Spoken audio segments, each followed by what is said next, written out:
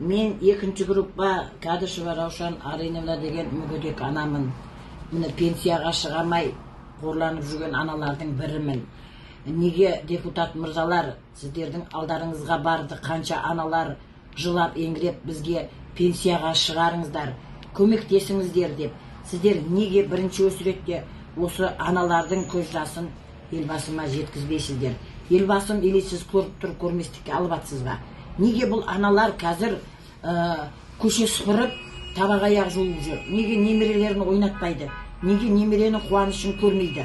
Біз деген қазақ аналарымыз, көк байрағымыз көшеде, төбеде жайнап, шарқырап тұрған Қазақстан емеспіз ба? Неге Қазақстан аналары көшеде 61-63-ке дейін жете алмастан көше сыпырып жылап жүр? Неге ол кісілер 58 жаста пенсияға шығып, немерелерінің қызығын көрмейді? Міне осы ата менен ананың пенсияға шықпаған көз жасының арқасында қазір жасөспірімдеріміз бірін-бірін өлтіріп, бірін-бірін сабалап, еркек балаларымыз әйелге айланып қор болып жатырмыз. Осының бәрі ненің арқасында? Ата-ананың, әженің, атаның тәрбиесін көрмеген, қазір телефонның тәрбиесін көріп атқан. Бұл өсіп келе жатқан жасөспірімдерді біз кім болады деп ойлап тұрмыз? Олар елге қандай қызмет етеді? Ананың, атаның, әженің тәрбиесін көрмеген қазір өсіп келе жатқан жастарымыз кім болады ертең?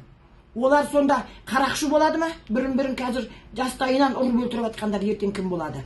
Осы болашағымызға балта шабылмай тұрғанда, депутат мырзалар, ата-аналар мен әжелердің көз жасына қалмастан, бізді 58 жаста пенсияға шығуға, зейнетаймыздың бейнетін көруге, инвалид ана болып тұрып, неге біз инвалидіміз, пенсиямыз өзімізге жетпей, инвалидский спецшоттан, банктер біздің шотымыздан райсабезбен ауыз жаласып, пенсияларымыздың жармына қойып жатыр? Не себеп?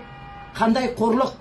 Пенсияның рахатын көрмесек инвалидский, пенсияға шығамасақ, қор болған мына қорлық, Қазақстанның қорлығын алдын алуларыңызды сұранамын.